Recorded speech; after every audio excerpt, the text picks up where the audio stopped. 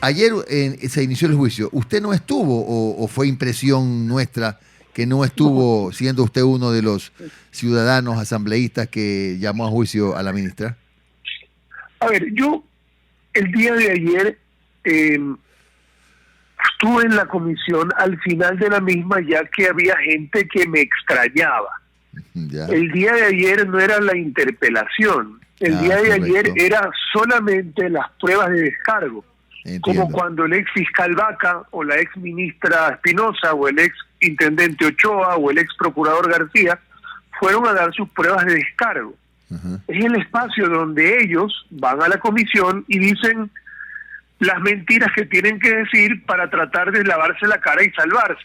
Todos esos, y como lo hará la presidenta del CNE, Diana Tamaint, en el juicio político que también se ha planteado, es lo que ellos hacen. En consecuencia, la idea de ese momento es que no haya la interpelación. Luego llegué y les expliqué lo que les estoy contando a ustedes, diciéndoles a los comisionados que me extrañaron, que efectivamente pues ya habíamos demostrado cuál es el paralelismo entre la ministra Romo y el ex procurador García, donde se acordará usted que el procurador García fue responsable políticamente y se lo censuró porque 3 o 2 de sus abogados no llegaron a tiempo a un juicio penal donde el Estado habría terminado obteniendo un resarcimiento económico y por eso se lo censuró. Lo mismo pasa con la ministra Romo, cuando las personas a su cargo no van, después de hora y media, no le salvan la vida a una mujer que tenía un cuchillo en la garganta en situación de rehén en la vía pública transmitido por redes sociales. En este caso, donde se muere la mujer, pues la ministra Romo sigue siendo la responsable política. Pero eso yo ya lo había dicho. Y la idea del momento es que quien se defiende lo pueda hacer con tranquilidad. Ahora bien, sí, continúe.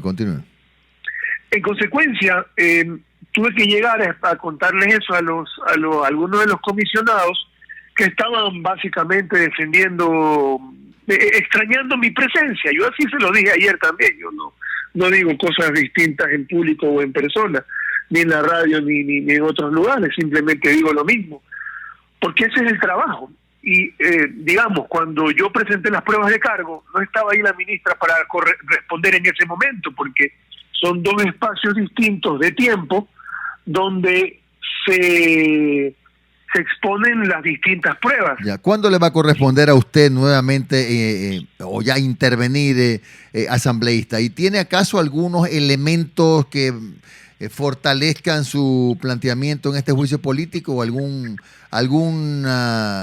elemento nuevo? De aquí la comparecencia sería en el Pleno de la Asamblea Nacional. Correcto. Con el informe que tiene que hacer la comisión, donde recomendará una u otra cosa, pero el informe tiene que pasar a la comisión. Y las pruebas, los elementos fuertes son la inseguridad que vive el Ecuador. Yo creo que está clarísimo. El Universo del día de hoy expresa que ya al cierre de noviembre se superó en 29% en la zona 8, Guayaquil, Durán y Zamorondón los crímenes, las cuestiones delincuenciales. Hoy sale en el diario y lo vemos todos los días, se lo sufre todos los días. Y el responsable político es eso. Es la persona que ha fracasado en ese sentido, es la persona que tiene que rendir cuentas, y los interpelantes, los proponentes del juicio, somos quienes decimos, oye, usted es la responsable, aquí están las pruebas.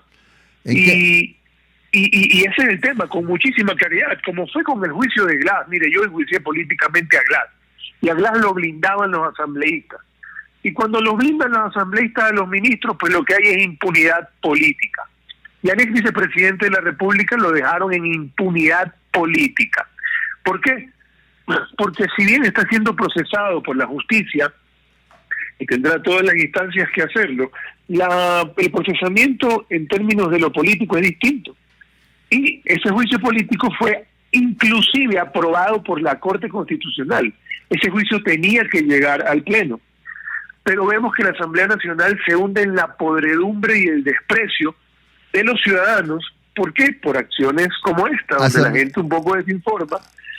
Y bueno, nosotros hacemos nuestro trabajo, ¿no? Asambleísta, ¿en qué medida estima usted que una censura, un cambio de ministro puede contribuir a cambiar o a mejorar los estándares de seguridad en el Ecuador? A ver, es absolutamente relevante el término de quién es el responsable y quién es la cabeza política. No es como más o menos preguntarse hoy si el movimiento Creo debe o no debe enjuiciar a Diana Tamagín por lo que hizo en el mes de marzo o las elecciones del 2019, ¿no?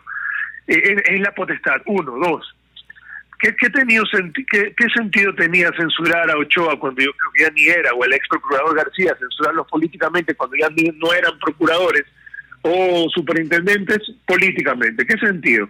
¿Se cambian las cosas o se establece un precedente de que un ministro que actúa mal y que perjudica con sus acciones a la ciudadanía o con sus omisiones es censurado? Y es un espacio de fiscalización. Aquí lo que estamos debatiendo es eso, es el trabajo de la Asamblea. Después de 10 años de que no haya fiscalización, la gente se pregunta, ¿y de qué sirve?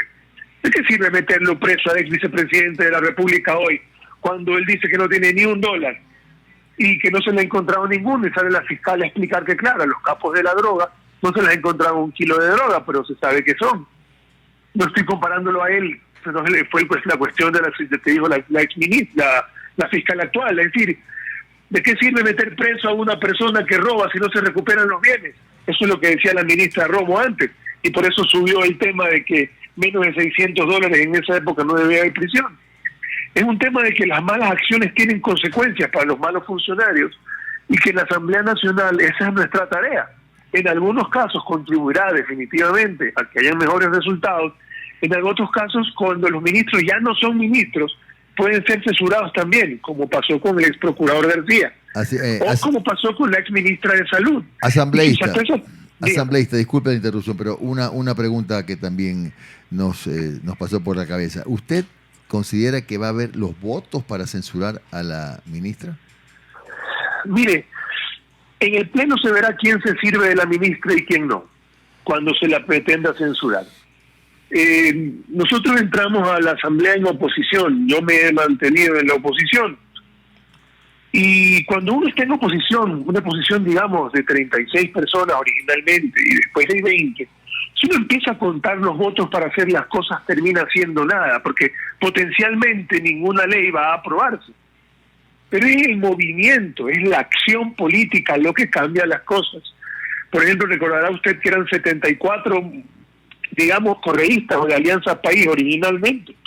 A raíz del segundo juicio que yo le presenté al vicepresidente de la República, porque le presenté 2, uno de ellos que finalmente firmó, porque entendió que había que hacer un trabajo por el Ecuador, porque fiscalizar no es más que hacer el trabajo, y esa bancada hoy se partió y es 32-42 o 30-40, no se sabe, y los morenistas están divididos en 5, se dice.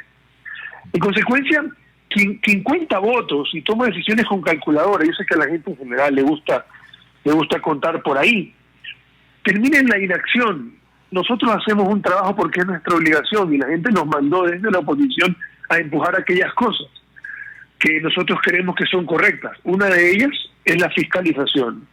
Lo hicimos con el ex vicepresidente, lo hicimos con el ex procurador García, lo hicimos con la ex ministra de Salud, que ya fuera del cargo fue censurada igual, inclusive después de un intento primero fallido, porque tuvo que ser reconsiderado, quizás usted lo recuerda. Claro. Y yo ayer, cuando llegué al Pleno, les dije, miren, yo aquí pude haber venido a decirle a la ministra de Gobierno, a la ministra de Gobierno que está aquí sentada, que ella vino aquí a esta comisión a decir que la ministra de Salud no había cometido ninguna irregularidad, que se le podía criticar la gestión, pero ninguna irregularidad. Y luego ella, la ministra de Gobierno, expresó el respaldo del gobierno a la ministra de Salud, que luego fue censurada en la Asamblea. ¿Cómo puede quedar la credibilidad de una persona que va a una comisión y que la defiende a otra y que finalmente termina siendo censurada? Bien. Ese es la ministra de Gobierno que tiene el Ecuador hoy, y le hace muy mal al Ecuador, y por eso la estamos enjuiciando políticamente en este proceso. Vendrán otros más a la misma ministra sobre otros temas, ¿no? Bien, gracias, ingeniero Roberto Gómez. Continúa entonces el proceso de juicio político a la ministra María Paula Romo. Que tenga usted un buen día, asambleísta.